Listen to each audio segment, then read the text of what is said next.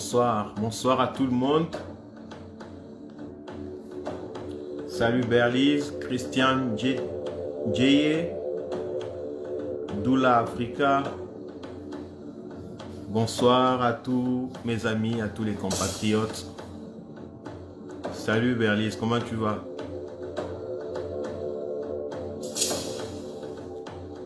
Bonsoir, bonsoir, bonsoir.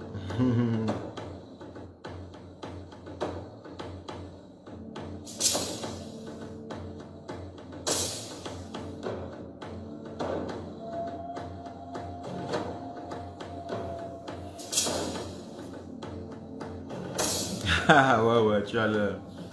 France Champagne, bonsoir, bonsoir, bonsoir.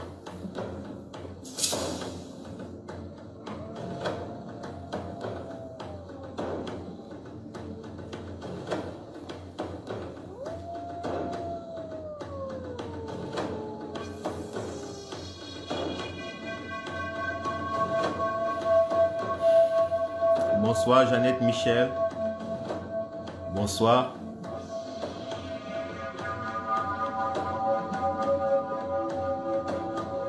Comme je l'ai précisé ce matin que j'allais faire un live à partir de 21h15 et content de savoir que vous êtes au rendez-vous. Je sais que c'est pas facile. Ouais, c'est le week-end. En général, j'ai constaté que j'ai fait une remarque en fait, c'est que les gens suivent beaucoup les lives en semaine. En semaine, lundi, mardi. Si vous faites des lives en général et en plus, les gens vont beaucoup suivre parce qu'en semaine, ils sont énervés. En semaine, ils n'aiment pas leur vie, ils n'aiment pas le boulot qu'ils font, ils n'aiment pas la vie qu'ils mènent. Et la semaine signifie toujours dans l'esprit des gens le stress, le travail, les difficultés, les montées, descentes, les courses derrière les administrations. Eh oui, l'alternance c'est Camto. Eh oui. Eh oui. Donc, pour s'évader, les gens suivent les lives. Jonathan Tana, bonjour, bonsoir. Quand le week-end arrive, le week-end en général, c'est le moment où les gens veulent faire ce qu'ils aiment. Le week-end, c'est le moment de repos et c'est le moment où on se dit qu'on est libre. Et les gens veulent faire ce qu'ils aiment. Ils n'aiment pas forcément suivre les lives. Ils suivent les lives parce que... ouais, tu étais où, Jonathan? Ils n'aiment pas ce que vous faites. Ils suivent par distraction. Ils suivent parce qu'ils n'aiment pas d'abord ce qu'ils font. Mais quand vendredi arrive, samedi arrive, c'est un peu très compliqué de trouver des gens connectés pour les lives. Surtout un certain style de live. Ouais. Parce que c'est le moment où on veut faire ce qu'on aime faire.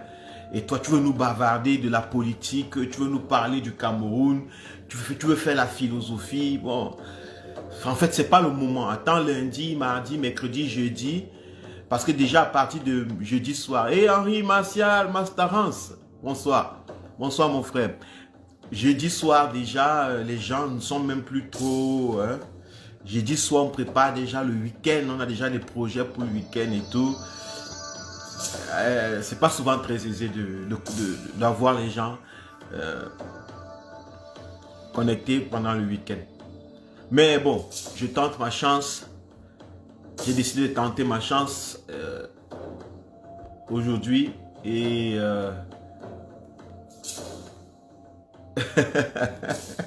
je sais que c'est amusant. Non, ouais, c'est une observation que j'ai fait déjà très longtemps déjà. Ah, ok, super Jonathan, super. Donc, bonsoir et merci que vous soyez là, que vous ayez pris le courage de sacrifier un petit moment de plaisir pour venir écouter la philosophie, pour venir écouter la politique pour venir écouter un Camerounais bavarder. Hein? Ouais, super, j'avais lu Jonathan, super, super. Bravo et du courage aussi pour tous ceux qui se battent. Pour tous ceux qui continuent à travailler pour que nous ayons un Cameroun dont nous sommes fiers. En général, nous avons tendance à dire que je suis fier. Je suis fier d'être Bamileke, je suis fier d'être Betty, je suis fier d'être Boulou, je suis fier d'être Bassa, je suis fier d'être je ne sais pas quoi. Moi, je n'ai jamais compris pourquoi les gens... il y a même des gens qui sont fiers d'être noirs, qui sont fiers d'être blancs, ceux qui sont fiers d'être jaunes, ceux qui sont fiers de ceci, fiers de cela. Je n'ai jamais compris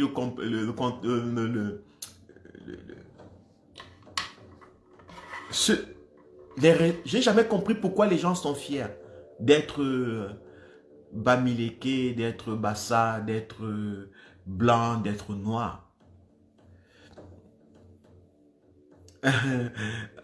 Berlise, non, c'est pas ça. J'ai jamais compris, je reviens vers toi, Berlise, je vais bien t'expliquer. Donc, j'ai jamais compris pourquoi les gens sont fiers d'être Boulou, fiers d'être de tel village, fiers d'être noir, fiers d'être blanc, fiers d'être Bami, fiers d'être Wondo, fiers de ceci. Pourquoi? Parce que chez moi, dans ma conception de fierté, la fierté pour moi, c'est la conséquence de quelque chose. La fierté pour moi, comme moi, je l'ai toujours comprise. J'avais toujours été fier simplement. Ah oui, oui, mon frère Henri, je prends de l'âge, c'est comme ça, c'est comme ça. Merci pour le constat. Donc, j'avais toujours été fier quand j'ai fait quelque chose, quand j'ai produit quelque chose. Si je suis allé à l'école, j'ai appris mes leçons, j'ai eu une bonne moyenne en français, ou en histoire, ou en anglais, ou en sciences. C'est de là que venait la fierté. Je n'avais jamais été fier. Je ne sais pas comment les gens sont fiers de quelque chose dont ils n'ont pas produit, dont ils n'ont pas travaillé. Par exemple, je suis fier d'être Wondo, je suis fier d'être Bamileke, je suis fier d'être noir, je suis fier d'être blanc, je suis fier de ceci. Je me demande, mais qu'est-ce qu'on a fait pour ça? On n'a pas travaillé pour ça. C'est le pur hasard de l'existence qui nous fait naître quelque part. Et on devient fier de simplement des choses pour lesquelles nous ne travaillons pas, pour lesquelles nous n'avons rien produit, ou nous n'avons pas produit des efforts. Pour moi, c'est un peu, c'est la psychologie des partisans du moins d'efforts dans la vie. C'est la psychologie des feignants. Ce genre de fierté ne naît que dans les peuples ou les sociétés où la fainéantise, ou la paresse, ou ou ces qualités négatives en fait de l'humain sont beaucoup exercées. Par exemple, on devient fier d'être Ewondo, fier d'être Bami. C'est parce que en fait, on n'a rien fourni, vous savez, on n'a rien fourni dans sa vie.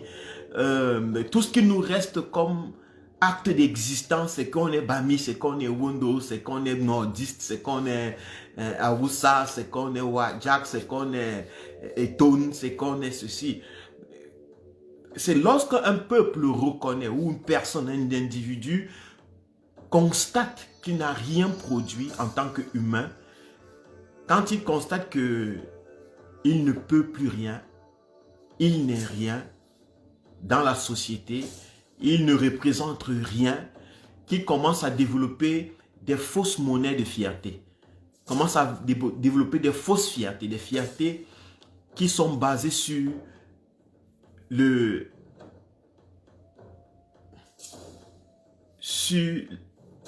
simplement la nature,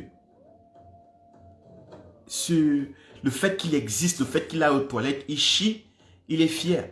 Vous allez vous constater que les gens sont fiers parce qu'ils chient, parce qu'ils vont chier, ils vont pisser. Je suis fier de toi, mon fils. Les parents disent à leurs enfants, je suis fier de toi. Si l'enfant fait caca dans le pot, je suis fier de toi. Parce que l'enfant a fait l'effort de chier dans le pot. Parce que normalement, l'enfant n'a pas encore l'âge de contrôler ses selles.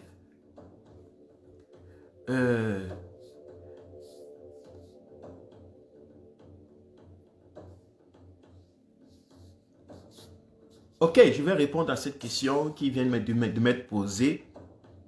C'est Jonathan Tana qui demande si est-ce que l'on peut être fier d'avoir reçu de ses aïeux une éducation ou des valeurs culturelles qui nous permettent de forger avec courage, force et succès notre présent et notre avenir.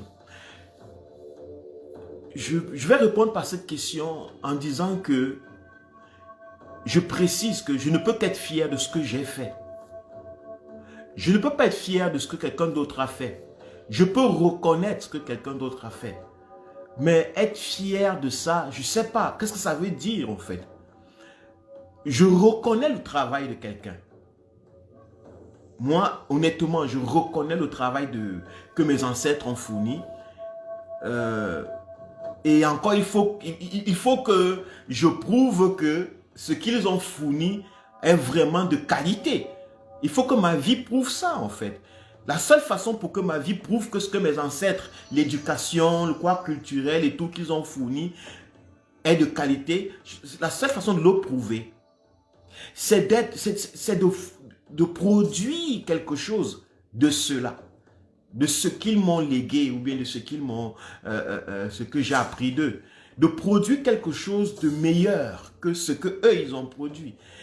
Donc, il ne suffit pas de s'asseoir dans sa chambre, dans son village et dire, ah, dès qu'on regarde la chaufferie, on dit, ouais, je suis fier de notre culture, je suis fier de mes ancêtres, je suis fier. Je trouve ça un peu ennuyeux, à mon goût, quoi.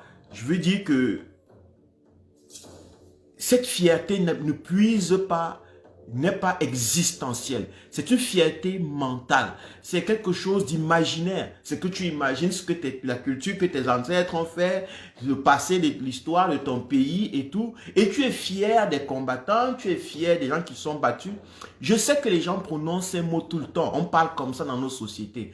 Dans le monde, on dit ces choses. Mais moi, je veux exprimer ici l'importance, ce que ça signifie pour nous en tant qu'humains, en tant que Camerounais. La fierté pour moi, c'est quelque chose que j'ai travaillé. C'est le produit de mes efforts. Si mes ancêtres ont travaillé, ils sont fiers ils devraient être fiers du produit de leurs efforts. Maintenant que j'hérite du travail de mes ancêtres, la seule façon d'être fier, c'est de pouvoir être capable de produire à travers ce qu'ils ont fait quelque chose de meilleur que ce qu'ils ont fait. Donc, et ce n'est que là que je peux être fier. Maintenant, Henri Martial Messingwa dit, le reconnaître, c'est que tu es fier. Tu ne trouves pas? Je peux reconnaître que tu es un bandit, mais je ne suis pas fier du fait que tu sois un bandit, par exemple. Donc, ce sont des petits amalgames. En fait, à mon avis, la fierté, c'est la sensation de joie qu'on éprouve lorsqu'on a produit quelque chose. Lorsqu'on a produit quelque chose dont on pense que cette chose est meilleure, est bonne. Par exemple, un violeur peut violer une femme après avoir fait le viol, être fier qu'il a réussi son coup. Il pense que violer la femme, c'est bon. Je peux reconnaître que c'est un violeur. Mais si violer la femme, c'est quelque chose de bon, ça c'est une autre question. Pour moi, la fierté émane toujours de ce que nous pensons être bien, dont nous avons participé à la production. Nous avons fourni des efforts pour réaliser ce soi-disant bien. Donc, en fait, c'est ça. Mais vous pouvez continuer à parler d'être fier de ceci, être fier de cela. C'est la philosophie. Je veux dire que c'est juste, c'est pas très important. Le seul problème est que lorsqu'on commence à se tromper, on commence à mal utiliser les mots, on commence à mal comprendre notre façon de les utiliser et ce que ça signifie dans notre vie. Je constate souvent qu'on s'égare. Par exemple, vous allez voir les gens vous dire qu'ils sont fiers d'être Wondo. Ils n'ont rien produit. Être Ewondo, il est né Ewondo.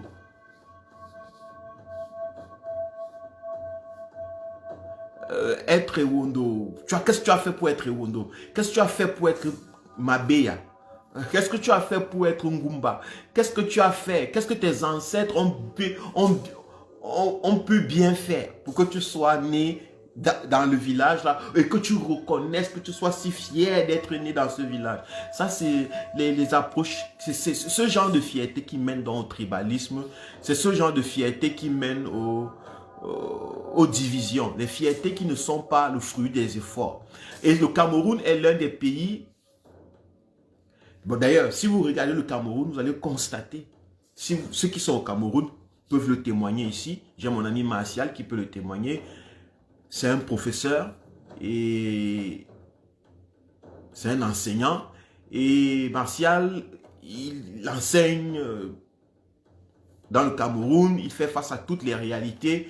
Il peut témoigner que quand lui regarde le Cameroun, la façon dont les routes sont, la vie fonctionne, les choses marchent, il n'est pas fier.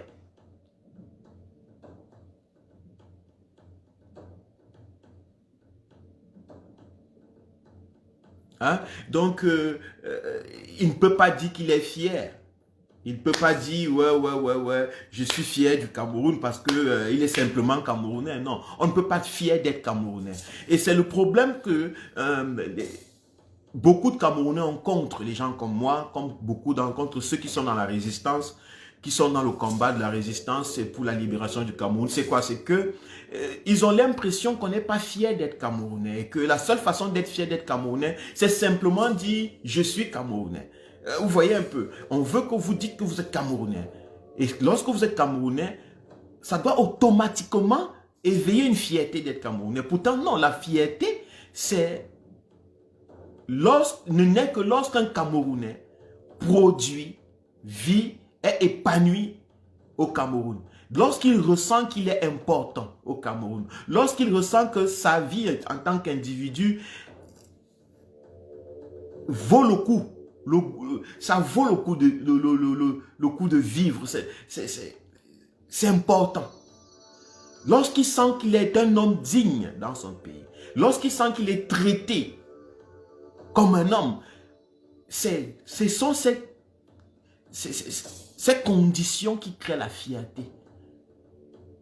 Mais on veut que les Camerounais soient fiers. Donc, je suis fier d'être Camerounais. Je suis fier d'être Camerounais. Ça n'a pas de sens. Je suis fier d'être Camerounais. Si au Cameroun, on tue les Camerounais, je ne vois pas un Camerounais qui sera fier qu'on lui pointe un canon tous les jours devant sa maison.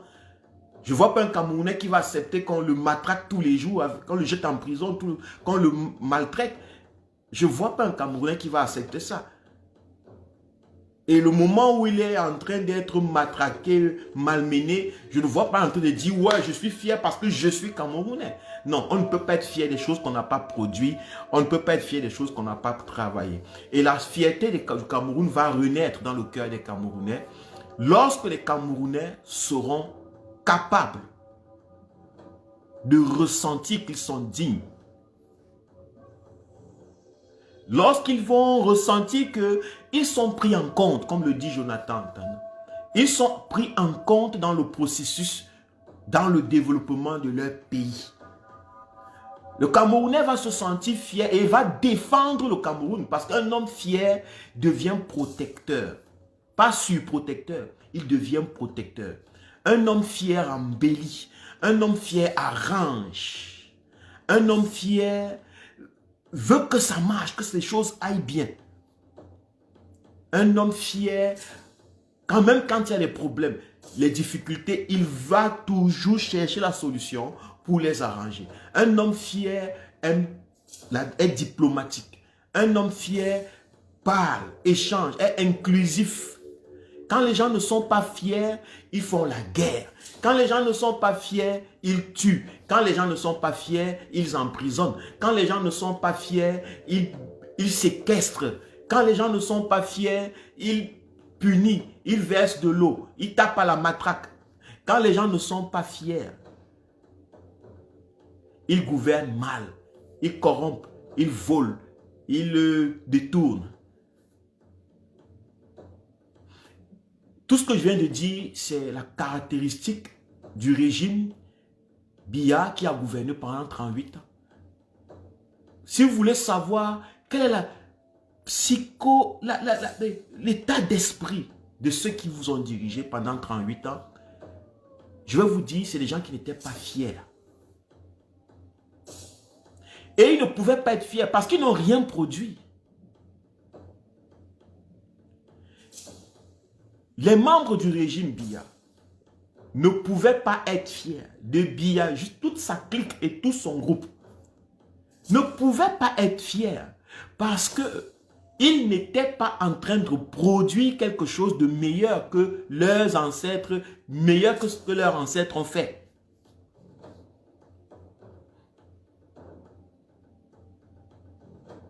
Ils n'étaient pas en train de vivre, de mener le pays de la meilleure des manières que ce que les précédents ont fait. Ils ont plutôt tué ceux qui voulaient la fierté des Camerounais. Ils ont tué tous les nationalistes. Presque tous, ils ont exilé plusieurs, d'autres ils ont été découpés, les têtes pendues, fusillées. Après avoir fait ce genre d'acte, ils ne pouvaient pas être fiers d'eux-mêmes. Ils ne pouvaient pas être fiers, puisqu'ils ont fait pire que leurs ancêtres. Leurs ancêtres ne tuaient pas leurs semblables, les accrochaient pas au bâton, ne les poursuivaient pas dans les forêts avec des fusils. Eux, ils ont fait pire. Ils ont poursuivi leurs propres frères dans les forêts, et ils les ont pendus, ils les ont tués, ils les ont découpés. Alors, quand vous héritez, quand vous commencez à faire ce genre de choses, vous ne pouvez pas être fiers parce que vous n'êtes pas en train de produire quelque chose de beau. Il y aura toujours des gens qui vont vous regarder, oh, vraiment, c'est pas comme ça qu'on doit faire, vraiment, on va toujours vous donner les conseils, il faut plutôt faire la paix, il faut plutôt faire le truc comme le grand dialogue, vous ne pouvez pas être fiers lorsque vous êtes tout le temps en train d'être conseillé comme un enfant.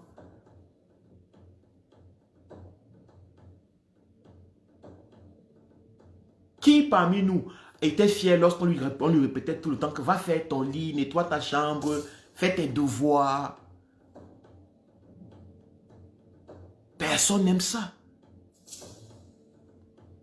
Mais lorsqu'on avait fait nous-mêmes nos devoirs, on avait fait nous-mêmes nous dresser nos lits, nous-mêmes nettoyer nos maisons, nos chambres, et que le parent passé disait, bravo, c'est toi qui as fait ça?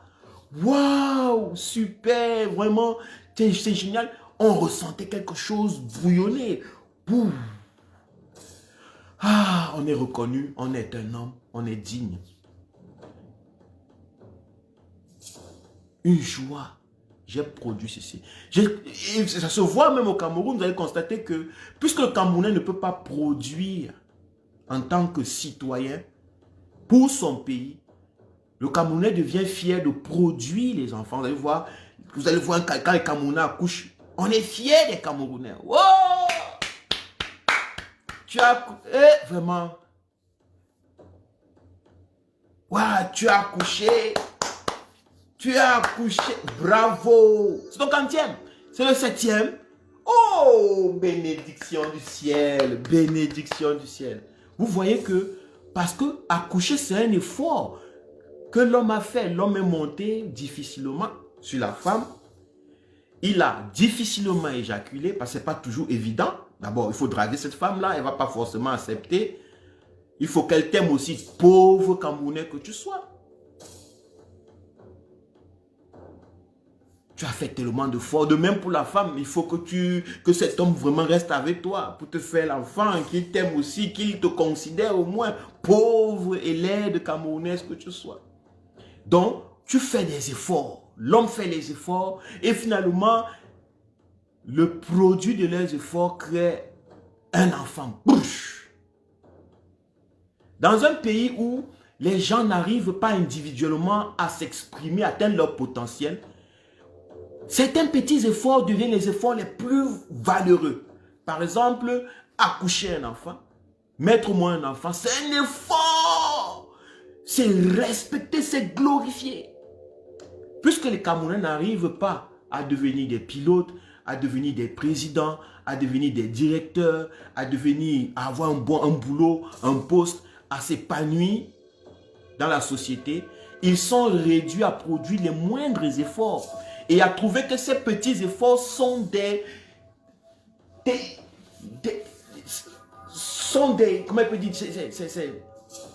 c'est le summum de l'expression de la fierté. Ils sont fiers. Leur fierté se compte en nombre d'enfants. Ils vont, combien d'enfants, combien de femmes tu as couché, combien de gars tu sors. C'est pas facile. Dans un pays pauvre, pas le pays en lui-même pauvre, mais dans un pays appauvri, où les populations ne savent plus à quel sein se vouer, la guerre comme la fierté commence à avoir d'autres expressions minables. Astrid, good afternoon. Donc, c'est un peu ça. Je voudrais parler aujourd'hui du Cameroun comme étant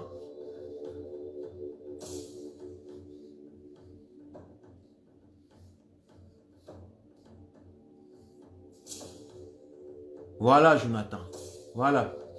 Je voulais parler du Cameroun comme étant le champ d'expérimentation actuellement des techno-gouvernances. C'est quoi une techno-gouvernance? Je veux d'abord définir. Une techno-gouvernance, c'est une gouvernance qui est basée sur une technologie. La technologie, c'est la science qui étudie la technique, comment fonctionnent les choses. Et la technologie a pour but d'apprendre comment fonctionnent les choses et de faire en sorte que l'homme soit libéré du travail, des efforts physiques inutiles. Par exemple, vous avez votre voiture qui est un engin technologique. Pendant des millions d'années, l'homme marchait à pied. Il quittait d'un coin de la forêt à un autre coin et il se faisait piquer par les épines sous les pieds. Les choses piquaient, les arbres, les serpents. Il se faisait mordre par les animaux féroces. Il était lent. Quand il rencontrait un animal, même courir, les animaux sont plus rapides que l'homme en course. Certains animaux féroces sont très rapides. Vous rencontrez un léopard, quelque part dans la forêt, vous êtes mal parti. Après, l'homme a commencé à penser comment faire pour que je puisse me déplacer ces longues distances, mais de manière plus aisée. Il a commencé à dompter les animaux. Premièrement, il a dompté l'animal, dompté le cheval, dompté les animaux qui étaient capables de dompter. Et il a commencé à les utiliser comme moyen de transport. C'était le départ de la technologie. Il a développé des techniques de transport. Il dompte le cheval, l'âne, je ne sais pas quoi. Il dresse et cet âne, ce cheval lui permet de se déplacer en fournissant moins d'efforts possible.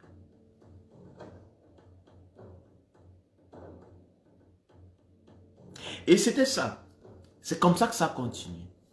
Mais il a sûrement constaté que à un certain niveau, l'âne tombe, il est fatigué lui aussi. Le cheval aussi se fatigue, le cheval meurt parfois. Il attrape une maladie et il meurt. Et puis il se retrouve encore en train de marcher à pied. Il a donc développé. Il s'est dit, mais comment faire? Comment est-ce que je peux me déplacer de manière aisée, sans fournir trop d'efforts.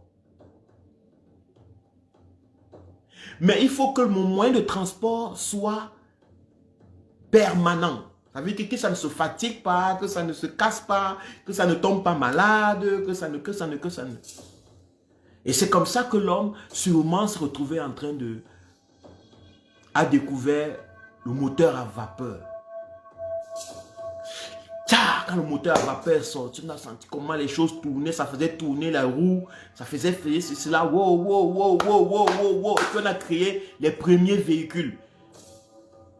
Les roues tournaient avec un moteur, la fumée sortait de là. On a vu comment la mécanique a permis en fait qu'on puisse déplacer la mécanique des forces, de température, de pression, tout ce que vous connaissez. Moi, je ne suis pas physicien, je ne suis pas mathématicien. J'essaie juste d'observer, comprendre les civilisations et le cours de l'histoire pour mieux comprendre l'homme. C'est comme ça qu'il crée la voiture. Aujourd'hui, l'homme a la voiture, mais même comme ça, l'homme se dit non.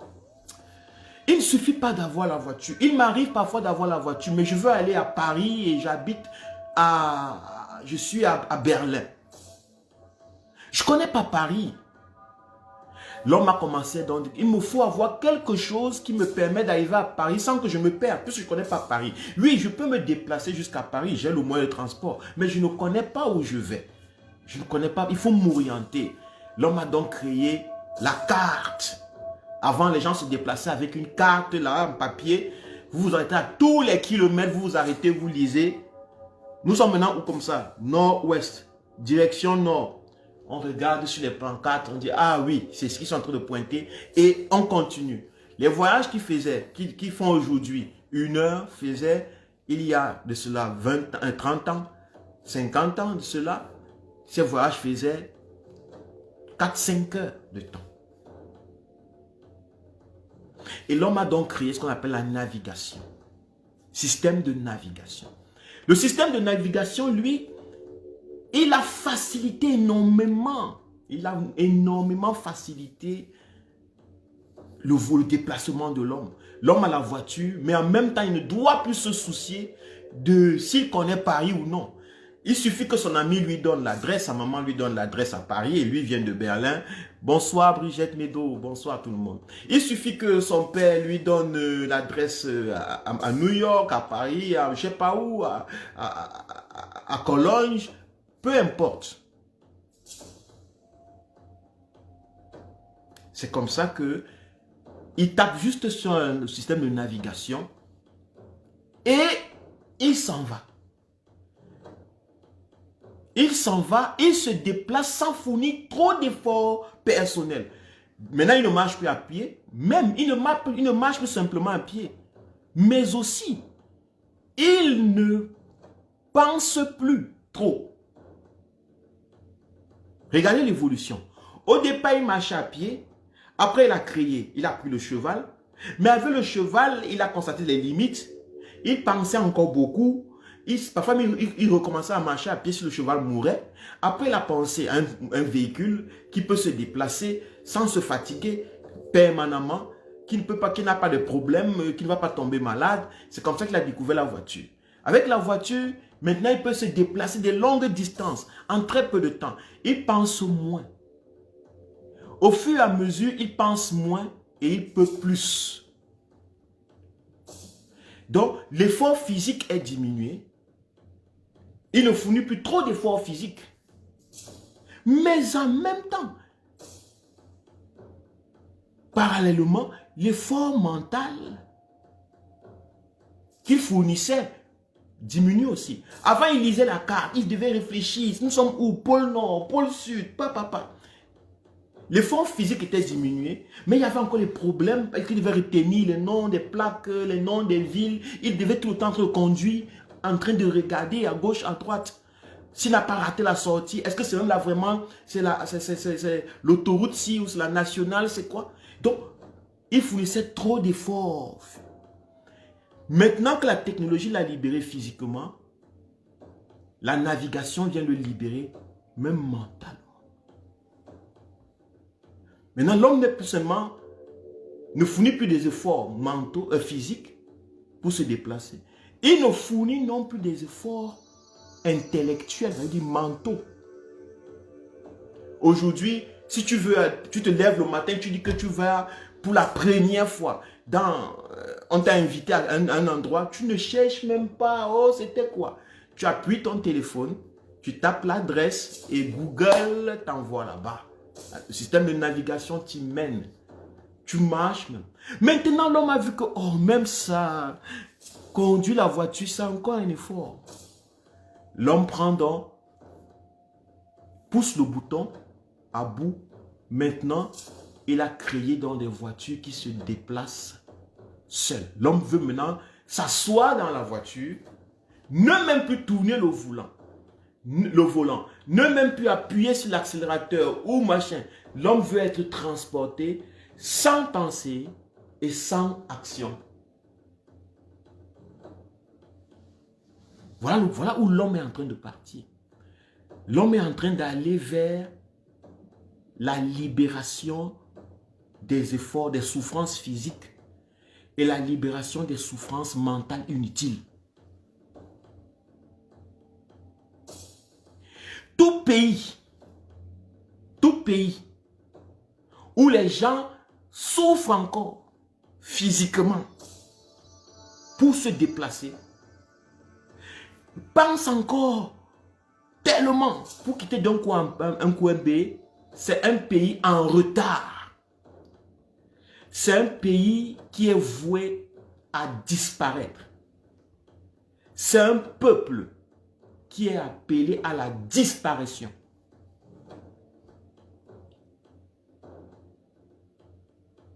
Écoutez très bien.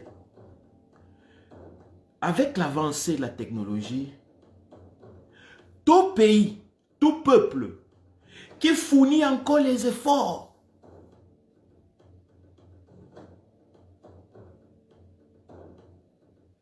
physiques difficiles pour quitter d'un point A à un point B, qui réfléchit pour arriver de Yaoundé à Douala, je ne sais pas où.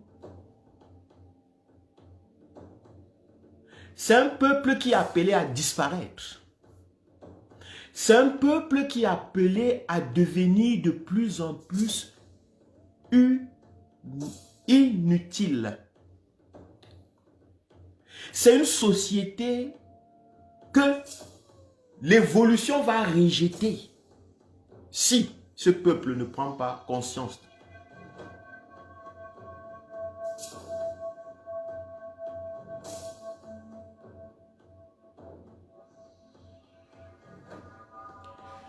L'évolution dans la technologie a été observée. D'abord, ça a d'abord été pratiqué dans les pays occidentaux. C'est eux qui ont de l'avance dans ça.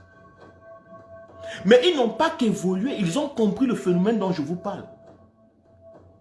Ils se sont dit, voilà, nous tous, nous voulons nous libérer de toute forme de souffrance physique, mais nous voulons atteindre nos objectifs. Ils ont donc appliqué ces peuples occidentaux pour dominer les peuples africains, pour dominer certains peuples. Je vais prendre particulièrement certains peuples, particulièrement le Cameroun, parce que je parle du Cameroun. Ils ont donc pensé à créer des technologies. La technologie politique. Comprenez bien, le but c'est de ne fournir aucun effort, mais d'avoir des revenus et des rendements exorbitants. Ils sont donc venus. Avant, ils sont venus, c'était les colons. Ils habitaient au Cameroun. Ils montaient, ils descendaient, ils étaient tous blancs. C'est eux qui étaient dans l'administration. Ils étaient tous là, des gouverneurs de ceci, ils étaient là. Mais ça demandait trop d'efforts à la France. Ça demandait trop d'efforts à ces pays impérialistes. Ils devaient s'occuper des Camerounais. Ils devaient... Voilà pourquoi, remarquez très bien. Yaoundé était beau dans les années 70. Propre. Dans les années, sûrement, j'ai vu des photos de l'avenue Kennedy dans les années 70, fin 70, mais putain. Putain. C'était beau. Vraiment, c'était propre. Pas trop de gens. Il y a les anciennes musiques là, on montrait dans Tam Tam Weekend, Télé Podium, on montrait des musiques, soit des vidéos, des clips. Vous voyez comment les voitures montent là, au ministère des Finances. Quelques voitures bien alignées, les gens sont propres, les gens marchent, c'était tranquille. Mais ça demandait tellement d'efforts. Ça demandait tellement d'efforts. Parce qu'il fallait dresser ces singes, ces esclaves camerounais. Ils étaient si têtus, ils ne comprenaient rien, machin. Ils ne voulaient pas travailler dans les champs de canne à sucre pour nous. Ils ne voulaient pas, ils nous combattent et qu'on sort. C'était trop, il fallait leur faire la guerre tout le temps. Les tuer au napalm. Il fallait les bombarder, détruire des villages. C'était trop pesant. Ils ont commencé à penser, mais il faut qu'on commence à voir comment faire pour gouverner ces gens, pour avoir toujours le même rendement des matières premières, pour piller de plus en plus sans fournir le moindre effort possible. Ils ont pensé dans la technologie politique.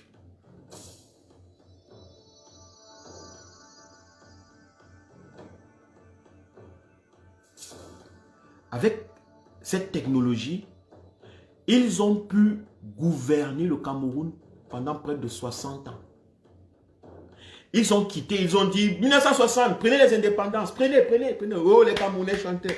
Prenez l'homme indépendant, indépendance, tchaka tchaka, oh yeah. Indépendance, tchaka tchaka, oh yeah. Et vous suivez comment la majeure partie des intellectuels disent nous étions en 1960, nous avons notre indépendance. La guerre même qui se passe au Nozo, c'est en fait, tout ça c'est dans ça. Tout le monde pense qu'il avait été indépendant. Sans avoir fourni aucun effort. Un peuple qui n'a fourni aucun effort pour son indépendance, pense qu'il est indépendant. Pourtant, on lui a fait cadeau de soi-disant indépendance. C'était le départ de la technologie politique. Il fallait d'abord, premièrement, donner l'impression à ces gens qu'ils ont de l'avancée politique. Il faut qu'on leur dise qu'ils sont indépendants. Parce que quelqu'un qui est indépendant, pour être indépendant, il faut faire des efforts. Un esclave doit se libérer parce qu'un maître ne lâche pas. Le maître vit aux dépens de l'esclave. Il faut avoir fait des efforts. Il faut avoir lutté. Il faut avoir combattu. Et vaincu le maître pour être libéré. Non, on a dit, non, il faut vite faciliter. Il faut vite leur faciliter les choses. On a vite tué tous ceux qui voulaient faire les efforts. Il ne faut pas qu'ils apprennent que la technologie, la libération de que la technologie apporte, ça vient au prix des efforts. Il ne faut pas qu'ils comprennent ça. Non, il ne faut pas, il ne faut pas. Il ne faut pas qu'ils comprennent. On leur a donné les indépendants. Ah, indépendance, oh yeah, quoi tchaka tchaka. Liberté. Les gens devenaient euphoriques à entendre le mot liberté. Liberté. Il y a des gens qui sont devenus des stars.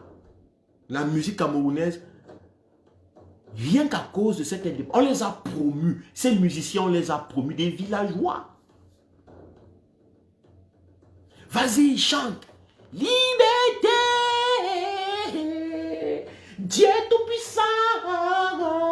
Nous sommes libres. Merci. Ils étaient libres. Et ils disaient merci au Dieu tout-puissant. Ça veut dire qu'ils n'ont même pas combattu pour leur liberté. Ça veut dire que Et regardez ceux qui chantent. Ceux qui chantent et qui glorifient, qui sont en train de chanter liberté, ce n'est pas ceux qui ont battu, sont battus. Ceux qui se sont battus pour la liberté ont été tués, éliminés. C'est déjà les partisans du moindre effort qui chantaient liberté.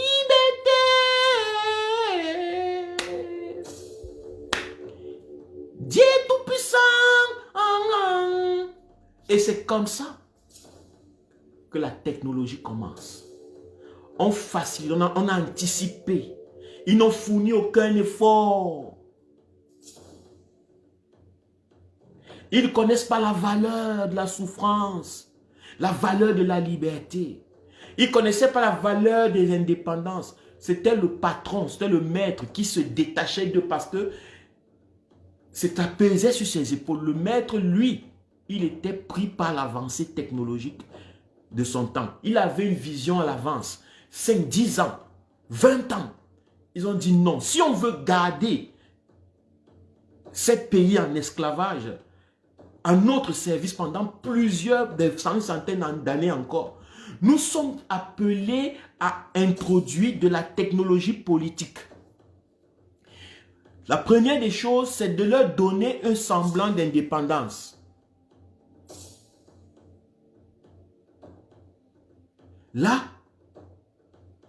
premièrement, ils ne sauront jamais s'ils sont libres ou s'ils sont en prison. Puisque pour que tu sois libre, il faut que toi-même tu sois passé par la porte. Pour que tu reconnaisses que tu es libre, il faut que tu sois passé par la porte de ta prison.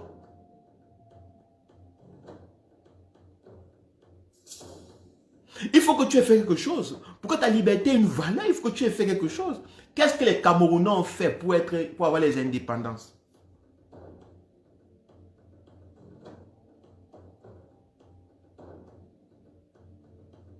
Vous allez me parler des petits groupes qu'on a fini de dilapider, mais ce n'est pas eux qui ont eu les indépendances. Moi, je parle de ceux qui ont vécu les indépendances, ceux qui les ont eues. Ils ont fait quoi? Les Aïdjo, les Biya, les machins et tout ça. Qu'est-ce qu'ils ont fait pour avoir l'indépendance? Rien. Pourquoi voulez-vous qu'ils connaissent la valeur de la liberté? Pourquoi voulez-vous qu'ils donnent du prix à la liberté? Pourquoi voulez-vous qu'ils donnent du prix à la liberté? Mais dites-moi.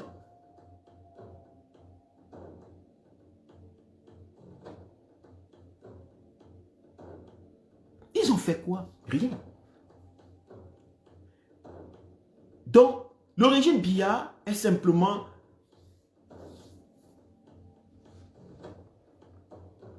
Le régime Biya est simplement...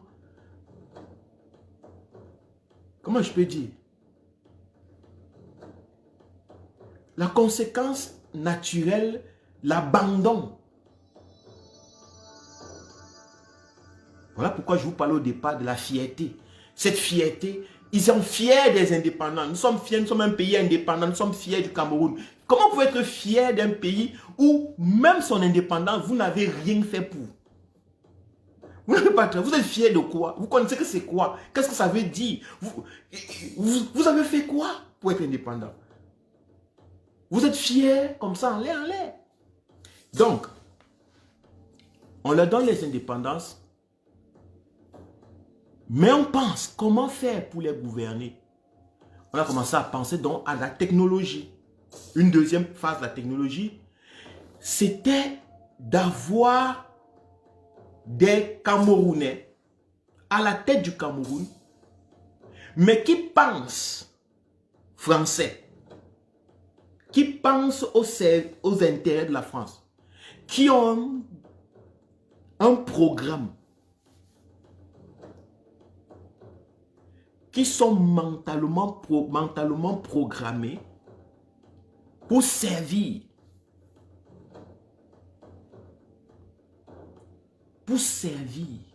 les intérêts du colon. Il fallait donc intérioriser, aller dans l'esprit du Camerounais, de ces Camerounais qu'on devait choisir. La première des choses, Ce qu'on fait, c'est quoi? C'est qu'avant même les indépendances déjà, on prend certains Camerounais à travers les couvents et les églises catholiques et machin, et les séminaires et les machins, on les expatrie. On les envoie dans des couvents en Occident.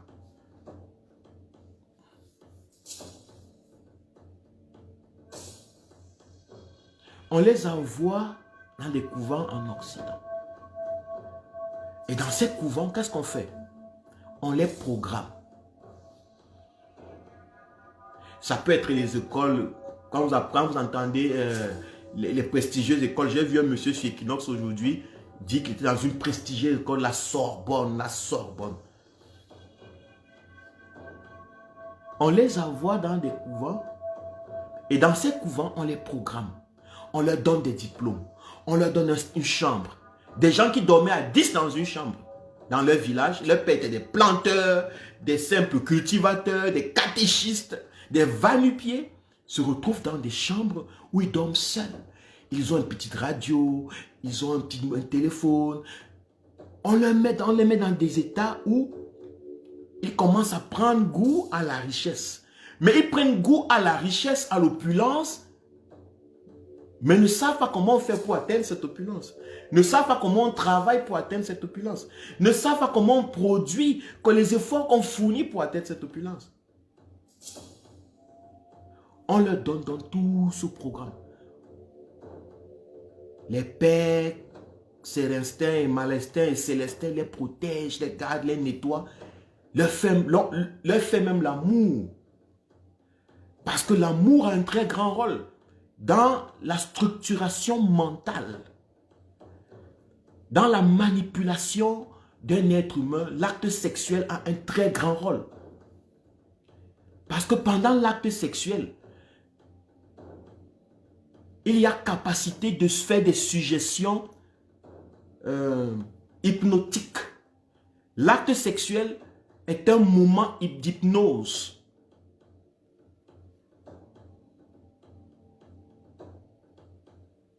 L'acte sexuel est un moment d'hypnose. Deux hommes, deux adultes qui font un acte sexuel, homme-femme, homme-homme, femme-femme, peu importe, au moment de l'orgasme, il y a disparition de ce qu'on appelle le mind. Il y a état d'hypnose. Et dans ces moments, on vous suggère des choses. On vous suggère, vous avez remarqué que vous aussi, quand vous faites l'amour, il est 22 heures, je m'adresse à des adultes. Lorsque vous faites l'amour, remarquez que les couples, les gens qui ont déjà fait l'amour ensemble, quand un homme et une femme ont déjà fait l'amour ensemble, ils sont comme s'ils avaient signé un pacte. Pourquoi est-ce que c'est comme ça?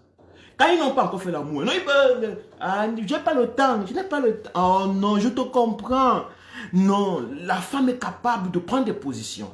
L'homme est capable de prendre des positions. Mais dès qu'ils sont montés, ils ont fait l'amour, après cet acte sexuel, vous allez constater qu'ils changent. Personne ne sait pourquoi. Ils commencent à avoir l'impression que leur amour est profond. Ils finissent avec « je t'aime ». Wakando, je viens de commencer. Ça fait peut-être presque 1 heure déjà que j'ai commencé. Donc, pendant l'acte sexuel, les gens se suggèrent des choses. Les gens se disent des choses. Je t'aime, tu es mon amour, je t'aimerai à la vie. Oh, tu es le plus grand, le plus fort. Non, tu es la plus belle, tu es ceci. Tout ça, pendant l'état de l'acte sexuel, l'esprit est endormi. Le cerveau rationnel est endormi. Alors on profite de vous suggérer des choses. Voilà pourquoi, quand on les amenait dans ces couvents, quand on les amenait en Occident, partout, ces gens que vous voyez qui vous dirigent, on est parfois, il était, comment on peut dire, indispensable qu'on leur fasse l'amour. Qu'on ait des pratiques sexuelles avec eux. C'était indispensable. Pour qu'il y ait une attache émotionnelle.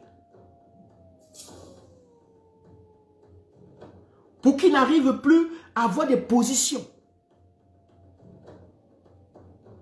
on les couche. Si jeunes, on leur propose des actes terribles, on leur donne un confort, mais il faut une attache. Il faut qu'ils croient à une seule histoire pour pouvoir être aussi serviles. Lorsqu'un homme a fait l'amour à une femme, remarquez le lendemain, elle fait la nourriture. Lorsqu'elle n'a pas fait, on n'a pas fait l'amour depuis même pas 3 jours ou bien une semaine, vous allez constater. Elle a la bouche attachée, elle est irrespectueuse, elle ne veut rien entendre. L'homme est devenu un fou, un salaud. Mais on a compris que quand tu fais l'amour à une femme ou à quelqu'un, il est comme s'il devient servile.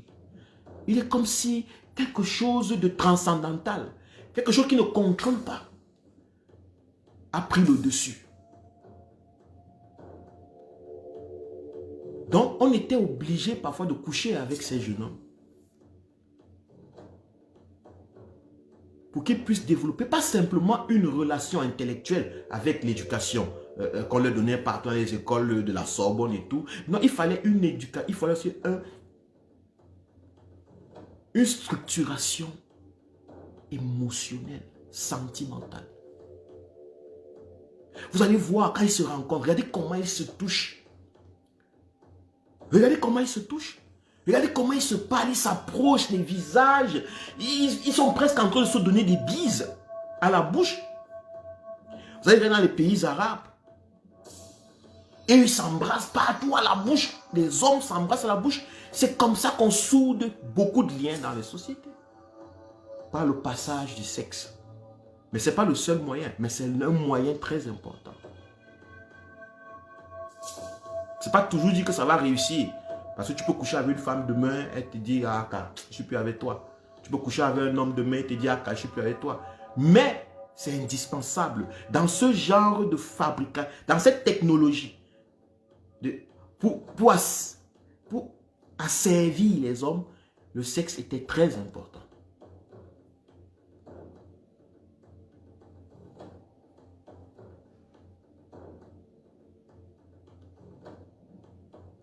Donc, dès qu'on leur a fait toutes ces pratiques, on leur enseigne la gérance, on leur enseigne comment dire oui du matin au soir, oui, oui, oui. Parce que si tu as dit oui, qu'on te sodomise,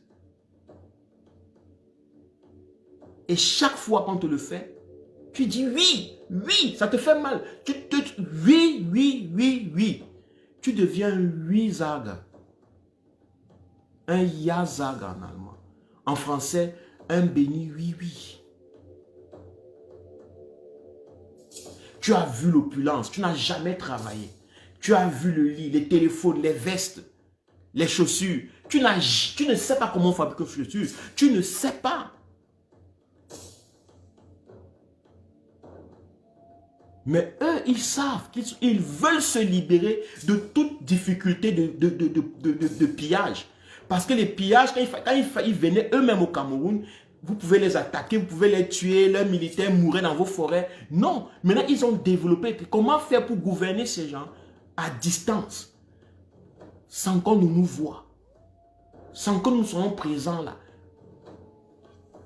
Il fallait donc créer, il fallait dompter les ânes, comme j'ai pris l'exemple au départ, des ânes. Tu prends, tu domptes l'âne, qu'on sort, tu fais. Alors l'âne, tu l'utilises pour te déplacer. Mais tu dois le dompter. C'est le départ. Quand tu ne veux plus marcher à pied, tu dois dompter l'animal qui va te transporter. C'est le départ. Donc, ils ont dompté les animaux, les hommes qui allaient transporter leur projet.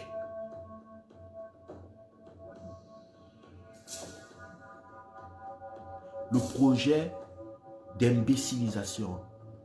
Le projet de la servitude du peuple camerounais.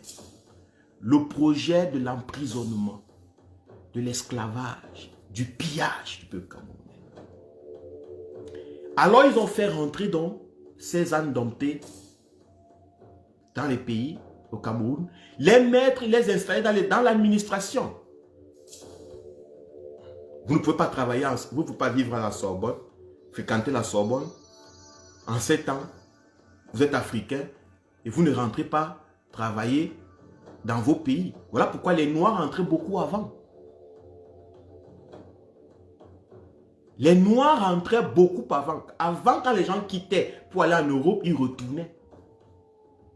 La majeure partie de ce que nos grands frères, nos grands-parents, nos grands-pères que vous voyez au gouvernement, c'est des gens qui partaient et rentraient, qui étaient rentrés. Pourquoi ils rentraient tous avant un point? Pourquoi aujourd'hui les gens restent?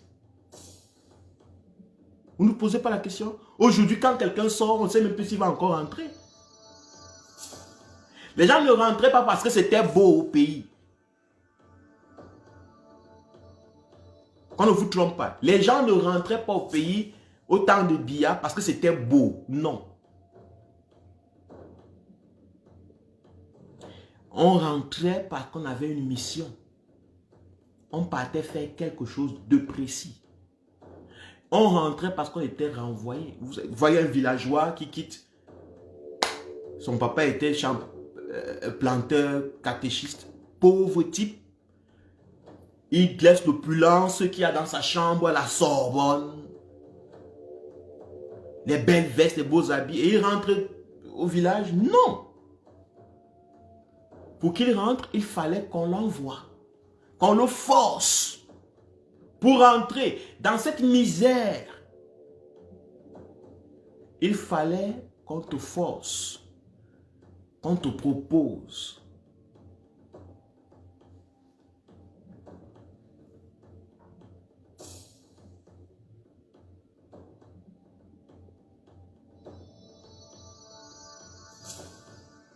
Il fallait qu'on te propose.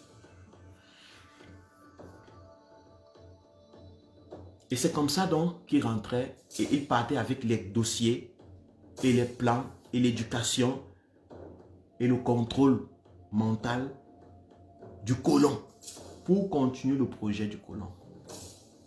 Mais le colon a constaté que ces gens meurent comme les ânes meurent.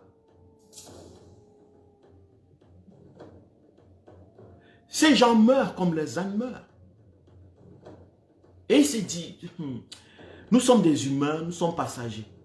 Ce qui est important pour la France, ce n'est pas moi le président de la France. Ce qui est important pour la France, ce sont les intérêts français. Écoutez très bien, quand la France parle d'elle, elle ne parle pas d'elle en tant que président de la République. Le président de la République ne parle jamais en tant que président de la République. Il parle toujours en tant que protecteur des intérêts français. Ils ont dit, les hommes passent, mais les intérêts français doivent toujours rester. Même les hommes qu'on envoie là-bas, eux ici vont passer. Mais comment faire pour que nos intérêts français restent? Que nos intérêts soient toujours perpétuellement là. Il faut donc pousser la réflexion. Il faut pousser la réflexion. On doit pousser la pousser. Comme je l'ai parlé, j'ai parlé tout à l'heure, comme avec le GPS. Il faut pousser la réflexion. Maintenant, on peut gouverner. On a des représentants là-bas. On a M. Biya qui est là. On a Ngongo. On a Charles Machin. On a Joseph Ouona. On a Joseph Moyongini. On a Famondongo. On a tous ces gars qui sont là. Mais ces gars sont des mortels. S'ils meurent et que le peuple prend les devants et que le peuple décide, met quelqu'un qui est de son choix et que cette personne n'est pas de notre camp, n'a pas subi le même processus d'initiation aux intérêts français, d'initiation à la servitude vis-à-vis de la France, d'initiation à l'esclavage vis-à-vis des Occidentaux, il sera très difficile pour nous, on risque de tout perdre. Et l'esclave sera libre. Donc, ils ont réfléchi, ils ont dit, il faut qu'on soit capable de gouverner sans que l'homme ne soit important. Ça, c'est le dernier niveau de la réflexion. Et c'est ça qui est en train de... Nous sommes à la dernière étape actuellement au Cameroun. Ils sont en train d'expérimenter une nouvelle phase de gouvernance. Une gouvernance où l'homme n'est pas important.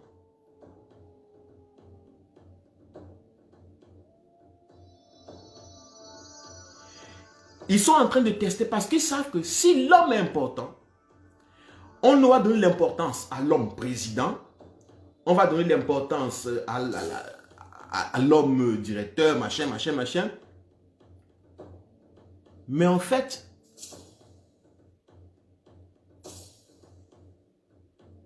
si cet homme est renversé, il s'est multiples accusations. La France a fait ceci, la France a fait cela, c'est la France qui a mené la guerre, c'est la France qui veut installer le président, c'est la France qui gagne les dictatures. Ils ne veulent plus ça, ils ne veulent plus s'accrocher à cette image. La France soutient le dictateur Biya, soutient les dictatures africaines. Ils sont en train d'expérimenter une nouvelle façon. Ça, c'est la politique du 21e et ils sont en train de voir 22e siècle même. Comment est-ce qu'on sera-t-il possible de gouverner les gens sans que l'homme soit important? Parce que si nous réussissons à gouverner les hommes sans que un pays, sans que le président soit important et que les populations acceptent ça, c'est terminé. Nous les avons à vie, à vita aeternam.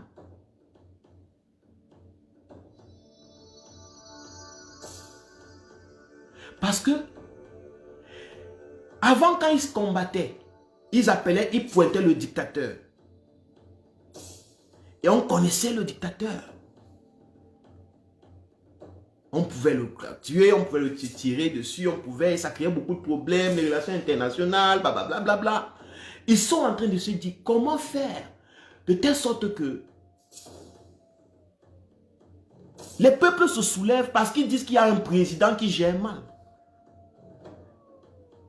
Les populations africaines, camerounaises, se plaignent à Bikinox, à la télé, à la radio, dans les réseaux sociaux. On parle d'une personne qui gère mal, c'est M. Biya. Président depuis 38 ans. Imaginez-vous un pays qui fonctionne comme la voiture dont je vous ai parlé tout à l'heure. Comme la voiture dont je vous ai parlé, la dernière voiture qu'on est en train de sortir, que l'Europe est en train de développer, les pays riches, les pays puissants sont en train de développer. C'est des voitures qui fonctionnent en autostart, autopilote. Vous avez la Tesla qui chauffe en ces temps. Il y a beaucoup d'autres voitures, mais Tesla est l'un des modèles qui fait fureur dans ce domaine maintenant. Autopilote. Elle dit que, est-ce qu'on peut créer des gouvernances automatiques qui fonctionnent sans le conducteur? Qui fonctionnent sans le conducteur. Ça va empêcher beaucoup de choses, comme les voitures, les techniciens, les scientifiques de la technologie artificielle, l'intelligence artificielle disent que les voitures qui fonctionnent en autopilotage sont plus intelligentes. Elles ont une vision plus vaste, plus que celle de l'homme.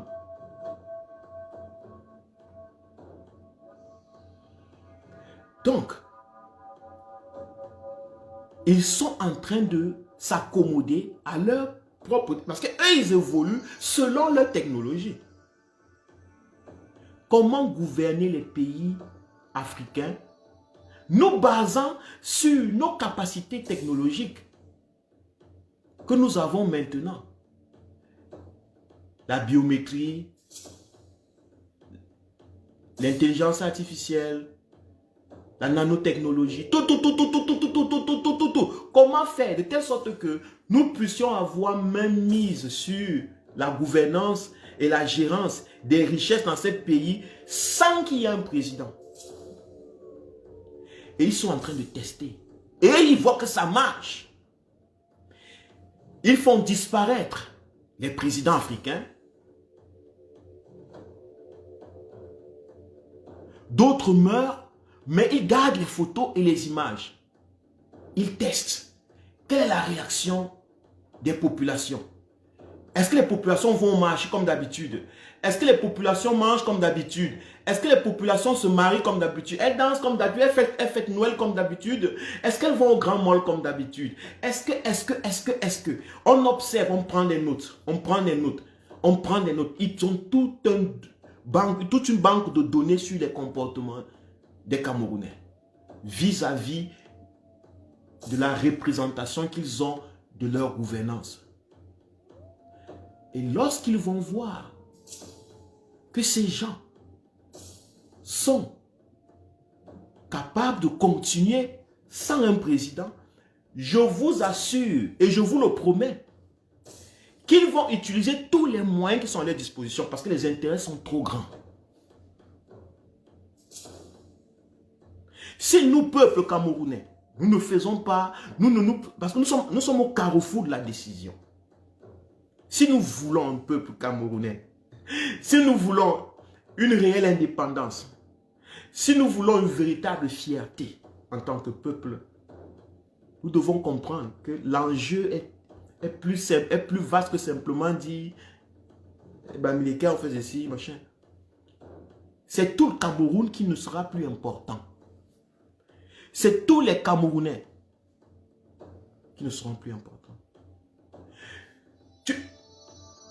Vous allez perdre même votre petite fierté. Parce qu'avant, lorsque vous étiez même les esclaves de la France, les esclaves de Biya, vous étiez au moins important, vous étiez esclaves. Mais dès qu'on va vous retirer même Biya, on va vous retirer le président, vous retirer l'image, la posture d'un homme à la tête d'un pays, c'est terminé. Vous n'êtes même pas esclave. Vous êtes inutile.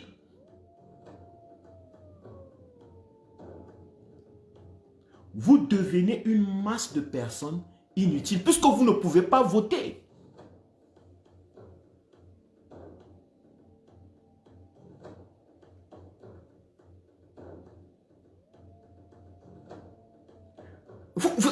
Il n'y aura pas besoin de voter. On vote quand il y a les gens. Je vote tel président, je ne vote pas tel. Je choisis tel, je ne choisis pas. Avec Google, avec l'intelligence artificielle, vous allez voter sur Facebook des gens que vous ne connaissez pas. Puisque vous dites que vous ne voulez pas voir le président. Pour vous, ce n'est pas important qu'un président soit vivant. C'est vous, le peuple camerounais, qui êtes en train de le dire. Vous êtes en train de signer le contrat des prochains siècles de domination. Vous êtes en train de leur dire que pour vous, vous êtes prêt même à prendre un androïde qui vous donne les ordres. Ce que l'ambassadeur de France fait là-bas, il est en train de travailler comme un androïde. Vous ne savez pas qui donne les ordres au Cameroun.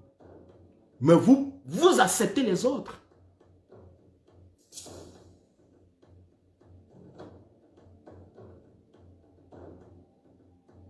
Vous ne savez pas qui signe les décrets, mais vous acceptez ça comme étant des décrets. Vous avez refusé d'utiliser votre intelligence. Mais on va s'occuper. Un homme est dit seulement lorsqu'il utilise son intelligence. Un homme est digne. Un homme, c'est lorsque l'intelligence est utilisée. Quand l'intelligence n'est plus utilisée, c'est plus un homme, on ne sait plus ce que c'est. Ça n'a plus d'importance. Vous êtes en train de dire au Cameroun que vous êtes prêt à accepter un pays sans président.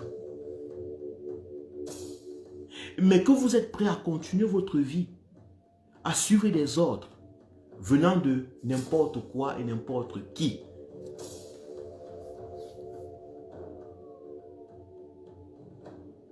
Voilà ce qu'on appelle les technos de gouvernance des siècles prochains. L'Afrique est mal partie. Le Cameroun est mal parti. Remarquez que le truc qu'on appelle le mall, qu'on vous a construit, quand on construisait ça, combien de Camerounais faisaient partie de la construction?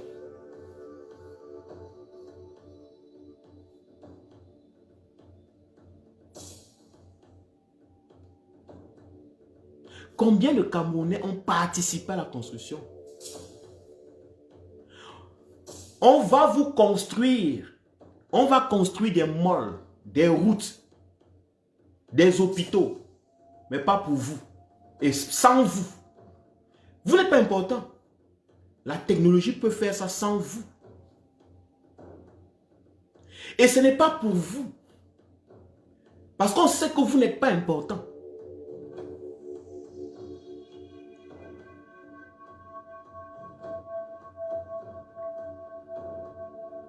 Parce qu'on sait que vous n'êtes plus important. Puisque vous ne décidez plus de qui vous gouverne, c'est terminé. On peut mettre des stades. On met des salles de cinéma. On met des malls. Mais vous, en tant que peuple camerounais, ce n'est pas pour vous et c'est sans vous. Vous aurez un endroit où il y aura des malls, des stades, mais vous ne pouvez pas entrer. Parce que vous n'avez pas le pouvoir d'achat. Pour avoir le pouvoir d'achat dans un pays, il faut que le citoyen, l'individu de ce pays, puisse choisir ses dirigeants.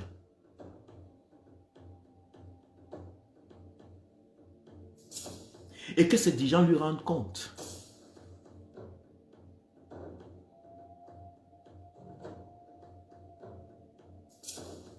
Ce qui va monter, ce sera la jalousie.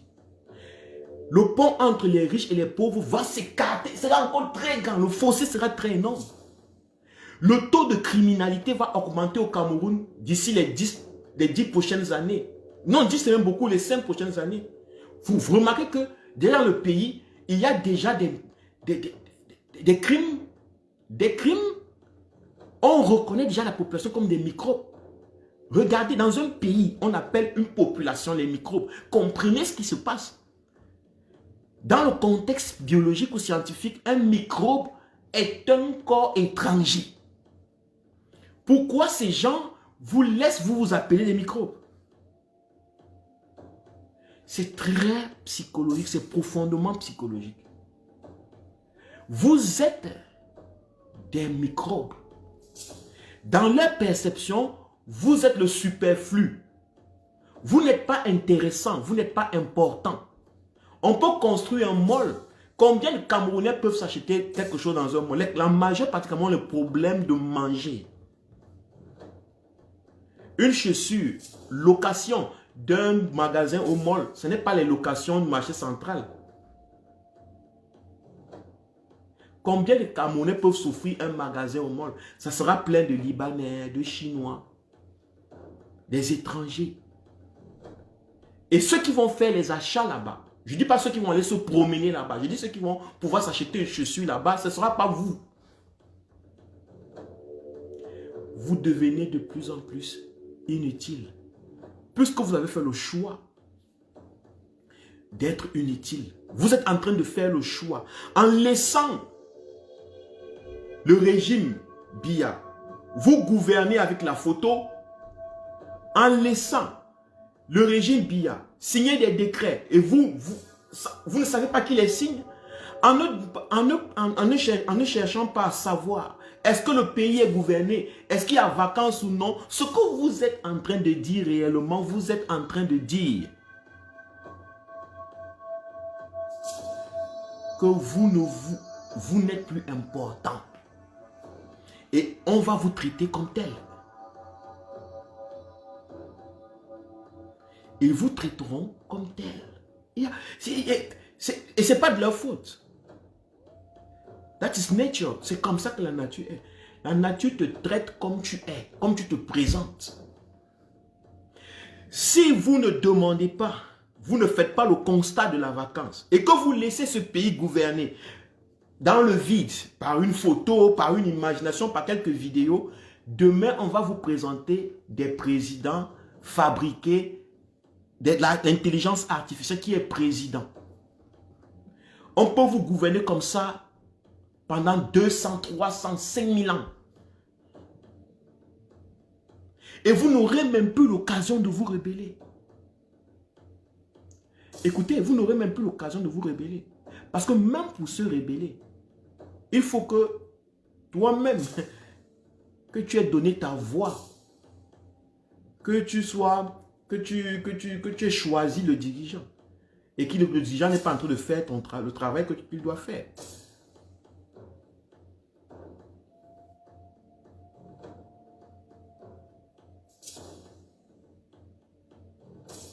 Le taux de criminalité va exploser. Parce que vous avez des trucs qu'on va vous construire, qu'on va construire dans votre pays, mais vous n'avez pas le pouvoir d'achat. Les Camerounais, donc, assoiffés, puisque c'est des êtres humains, même quand ils sont inutiles, je ne dis pas que vous serez inutiles pour vos mères, vos pères, hein. Non, pour vos mères, vos pères, vos mamans, vos cousins, vos maris, vos copines, vous serez utiles, vous êtes mon chouchou, mon bébé, ça suffit.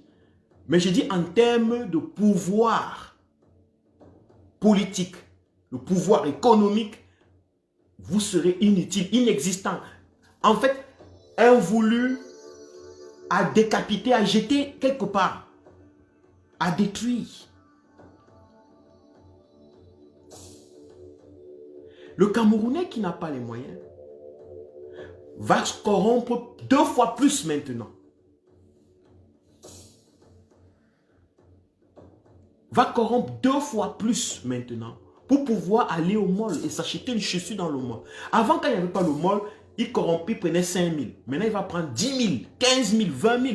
Parce qu'il faut qu'il aille dans le mall. On lui a présenté un truc là-bas, mais il n'a pas le pouvoir d'achat. Les jeunes voudront amener leurs copines là-bas, leurs femmes là-bas, leur offrir des chaussures, leurs sacs. Les filles vont demander les sacs, les habits là-bas. Et les jeunes ici n'ont rien. La criminalité va augmenter, la corruption va exploser. Nous allons tomber dans une société animalière,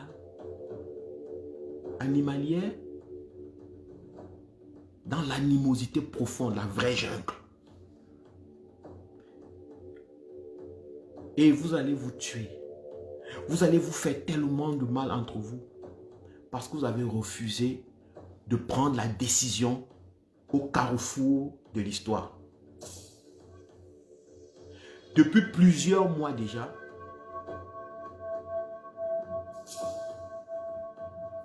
le président élu Maurice Kamto est en prison. Des Camerounais sont en prison. Vous restez, vous regardez.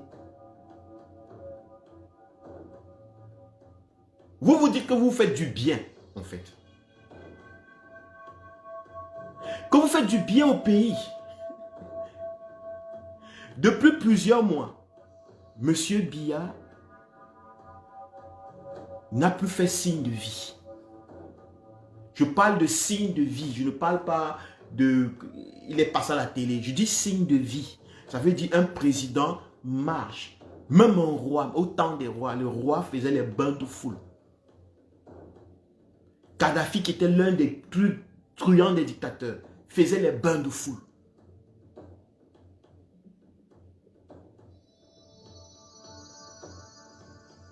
Depuis plusieurs mois, M. Biya ne s'est plus vu parmi les Camerounais. Et vous êtes tranquille, vous ne vous posez pas de questions.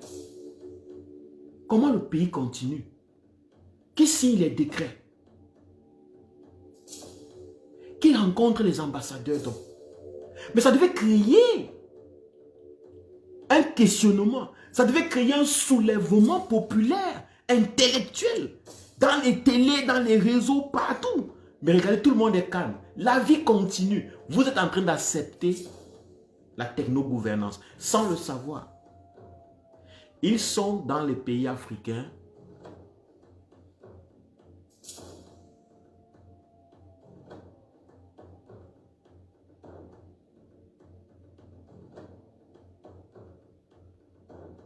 Dans les pays africains. Ils savent exactement. Ça va arriver dans leur propre société.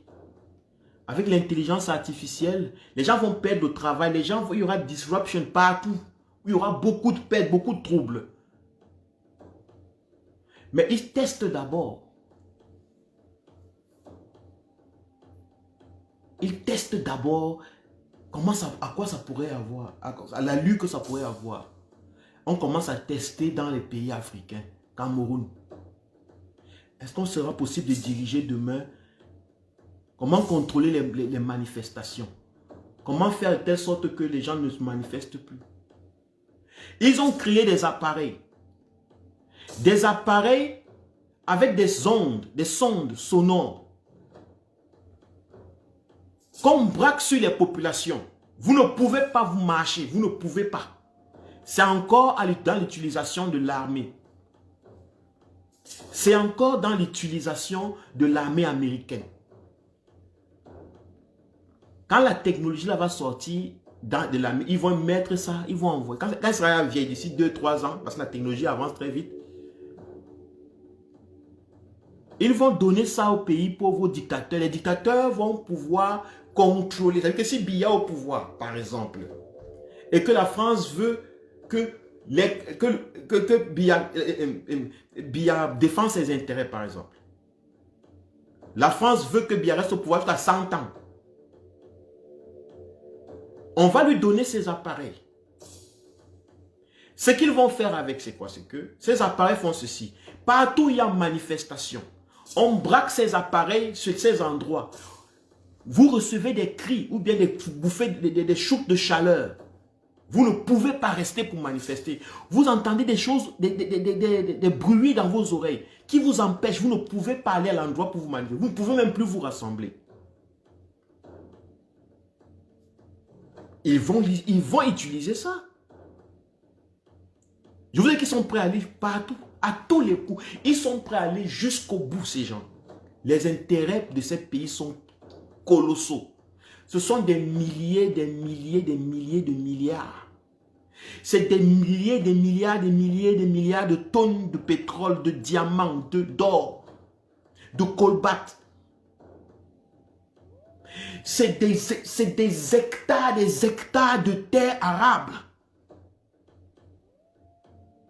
Vous pensez que ils auront un sentiment pour des gens qui ne se prennent pas eux-mêmes au sérieux?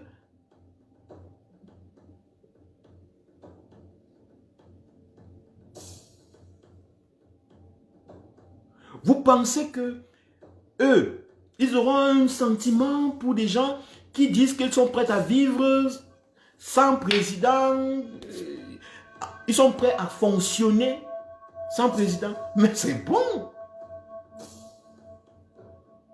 Ils vont utiliser ça. C'est ça le danger avec l'intelligence artificielle, les nouvelles technologies. C'est que la technologie n'est pas déterminante. La technologie ne peut pas te dire ce que tu fais d'elle. Mais un dictateur peut utiliser la technologie à sa faveur.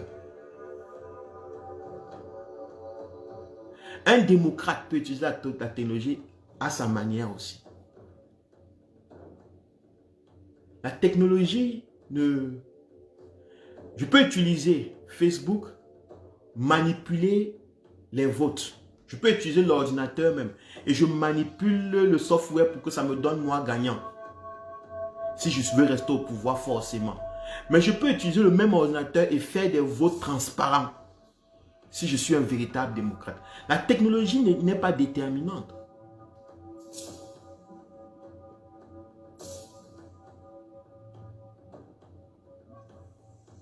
Donc, nous sommes au carrefour du choix de la destinée du peuple camerounais, du Cameroun, en tant que pays, en tant que peuple.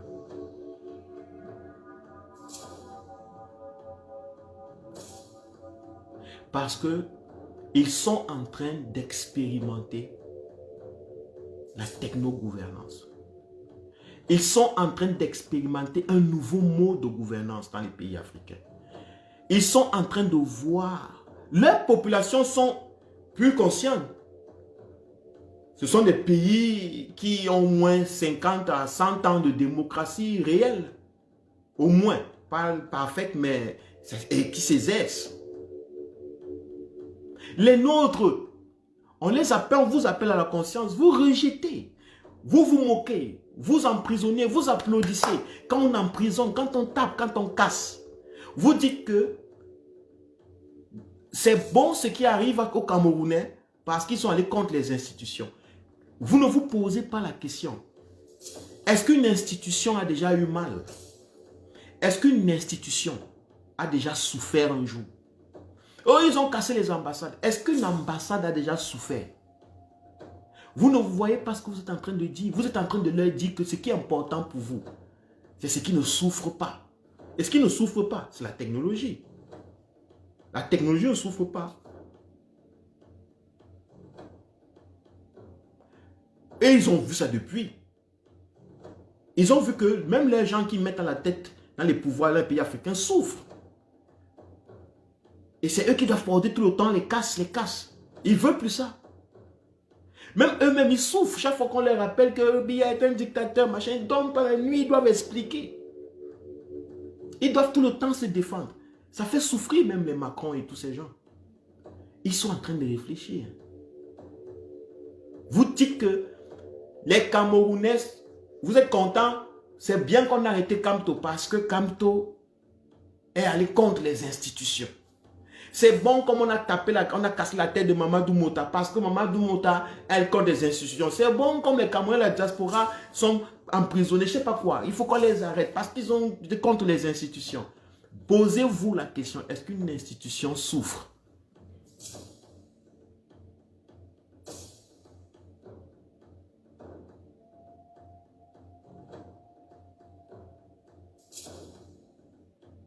Est-ce qu'une institution souffre? Est-ce que vous avez déjà rencontré une institution au marché? Vous avez déjà rencontré une institution sur un moto-taxi ou dans un taxi?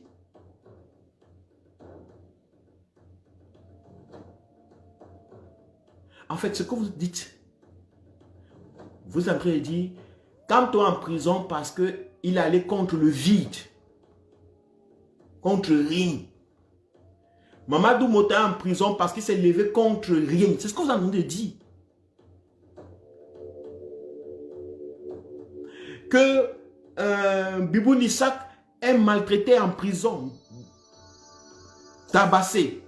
Beaucoup d'autres Camerounais, des millions de Camerounais sont en train de pourrir en prison parce qu'ils se sont levés et ils ont dit non au vide. Parce que les institutions, en fait, c'est le vide. Ça n'existe pas. C'est les hommes qui font des institutions. Le genre d'homme. Mais pour cacher les hommes, pourquoi vous ne regardez pas les hommes? On vous parle des institutions. Et vous prenez goût. Vous prenez goût. Vous prenez goût à ne pas voir les hommes. À ne pas considérer les hommes. Vous prenez goût à ne pas prendre l'homme au centre. À ne pas aimer voir l'homme. À ne pas être considéré ou bien considérer l'homme. C'est comme ça qu'on va vous retirer peu à peu l'homme de vos regards. On va vous retirer l'homme. Et on va vous donner dans le vide. Vous aurez des pays qui sont pilotés depuis un bureau à Paris. Et la vie va continuer. Et l'argent va quitter du Cameroun. Tout ce que vous avez produit va descendre à Paris. Toutes vos vies seront contrôlées. Tout descend à Paris. Tout l'or, le diamant, personne ne va régember. Vous ne pourrez même plus.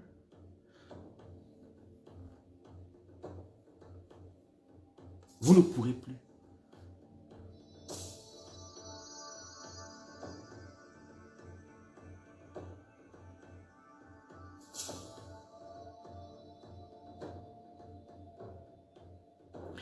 C'est vers cette direction que nous sommes en train d'aller. Merci de m'avoir suivi. Merci d'avoir passé un bon moment avec moi. Et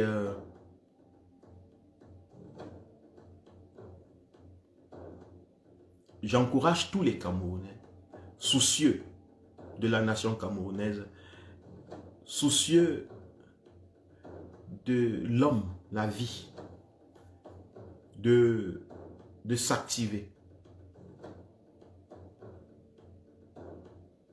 Et de prendre la décision maintenant Comment est-ce que j'aimerais être gouverné? Par qui? Et comment?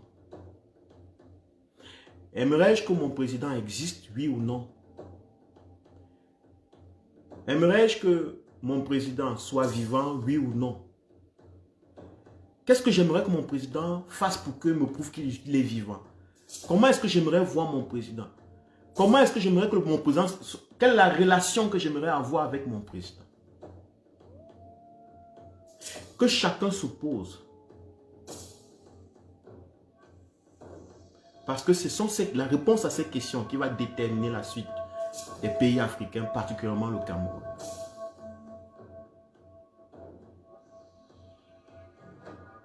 Et si nous ne prenons pas cette décision maintenant, il n'y aura pas de chance.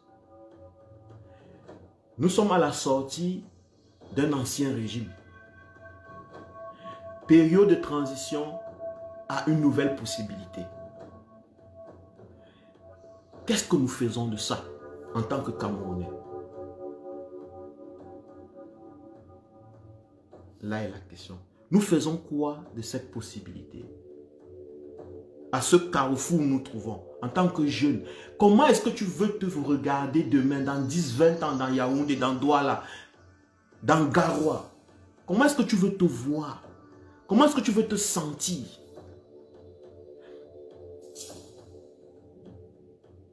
Comment est-ce que tu veux le faire? Pose-toi ces questions. Parce que la réponse à ces questions va déterminer la suite de ta vie.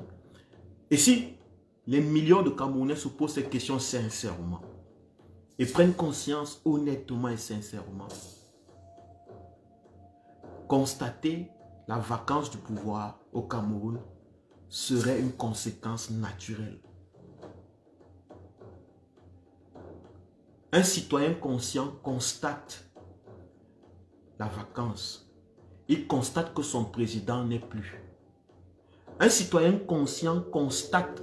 Parce qu'il est conscient, il constate pourquoi? Parce qu'il est tout le temps éveillé et avisé. Rien ne le surprend. Il ne vit pas la vie des autres. Un citoyen conscient ne vit pas la vie des autres. Il est conscient de tout ce qui se passe dans sa vie et tout ce qui affecte sa vie. Et en tant que citoyen, l'état du chef de l'État ou du président est très important. Parce que, supposons que c'est lui que tu as élu, à qui tu as donné tes voix. Et c'est à lui que tu demandes des comptes. S'il n'est plus, tu vas demander des comptes à qui?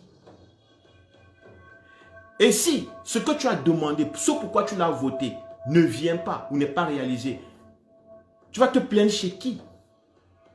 Donc un citoyen conscient, c'est quelqu'un qui a donné sa voix et consciemment, il reste éveillé sur l'état de celui à qui il a donné sa voix.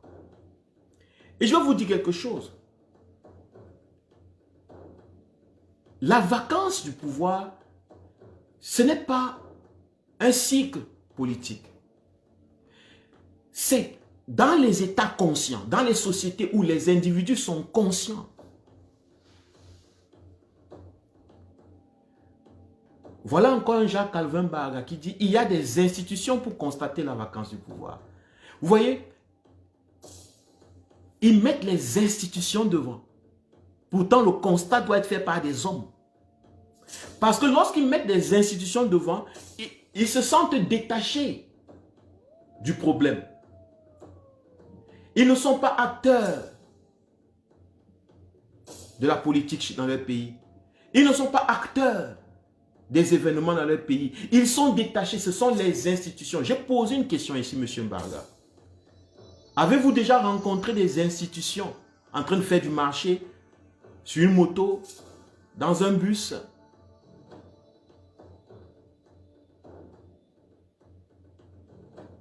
Non. Et Jean-Monsieur Mbarga Calvin, tu es Camerounais. Jean-Calvin Mbarga, oui. Tu es Camerounais. Tu es un homme. Tu peux activer ces institutions. Si elles ne font pas leur travail, ou ces hommes dans ces institutions ne font pas leur travail, et que pour toi, ça t'importe, que tu puisses savoir ce que l'homme à qui tu as donné tes voix fait. Est-ce qu'il va vraiment mener le projet à bon port? Parce que tu aimes tellement ta vie, M. Mbarga. Tu aimes tellement ta vie. Tu aimerais que ta vie rayonne, qu'elle ait une dignité. Tu ne peux pas t'amuser à laisser ça entre les mains des institutions. Si tu constates que tu n'as pas, que ton président ou l'homme que tu as élu n'est plus capable de gouverner, tu es appelé à agir, toi, M. Mbarga.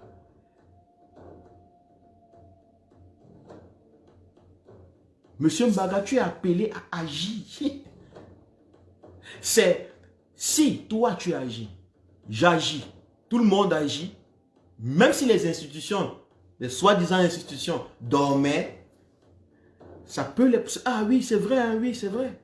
Mais si tout le monde reste tranquille et dit les institutions sont là pour ça, mais je peux effacer Biya et puis sa vie continue. De toute façon, tant que les institutions n'ont pas dit, le président est caché derrière les institutions. D'abord, derrière les institutions sont un mur et là-bas derrière, on ne sait pas. Vous votez quelqu'un qui est caché derrière les institutions. Maintenant, tout ce qu'il fait derrière ne vous intéresse pas.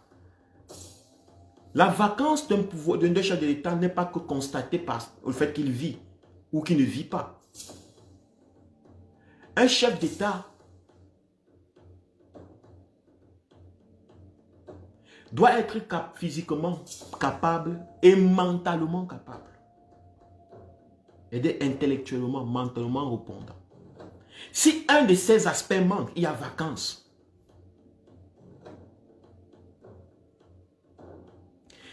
Un chef d'État, un président,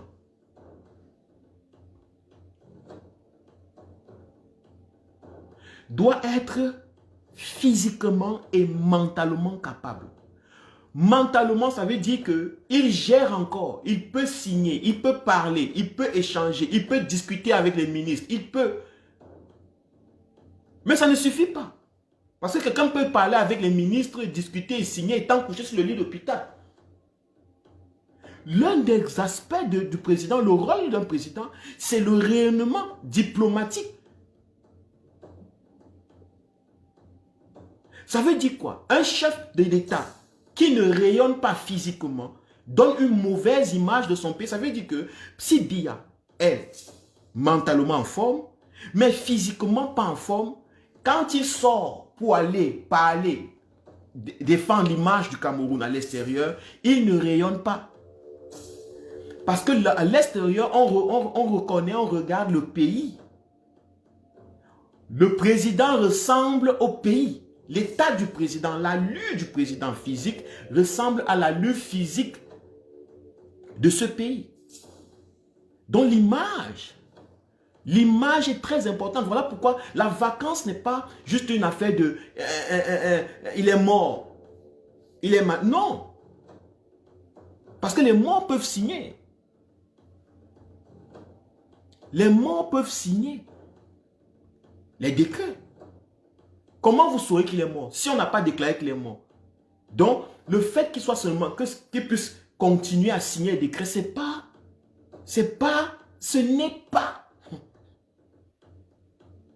le seul aspect de la vacance. Il a un rôle de rayonnement de l'image du pays. Si vous avez un président qui vient à une réunion internationale avec des béquilles ou en rampant au sol, même s'il réfléchit encore, on regarde ce pays comme étant un pays qui rampe, comme étant un pays qui ne fonctionne pas.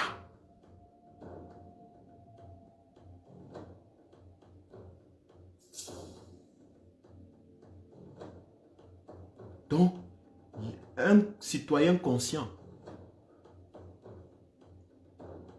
c'est celui qui constate la vacance lorsqu'il voit que mon président, c'est ici les décrets, mais il ne rayonne plus. Ça veut dire que son état physique ne peut plus présenter une bonne image à l'international. La preuve, au Cameroun, le président Biya n'est plus sorti du Cameroun pour aller à l'extérieur. Partout où on l'attend dans les instances internationaux, il n'y va plus. Il a stoppé le deuxième rôle.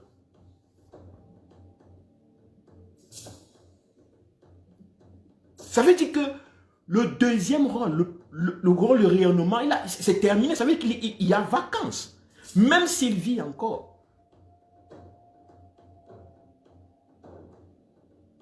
Même s'il marche encore, même s'il parle encore, même s'il signe encore les décrets, il y a vacances du pouvoir.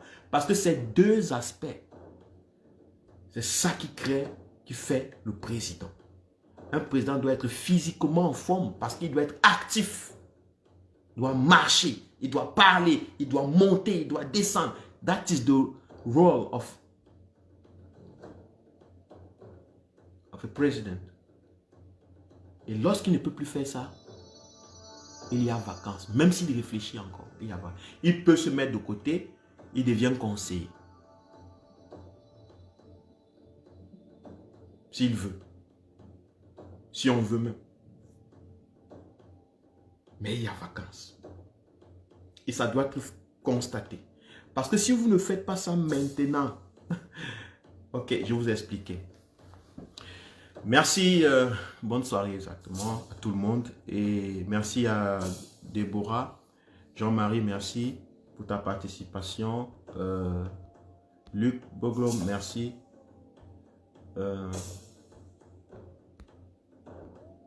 Wilson, merci à tout le monde. Merci Rose, merci. Merci à tous mes amis. Bonne soirée. Ciao.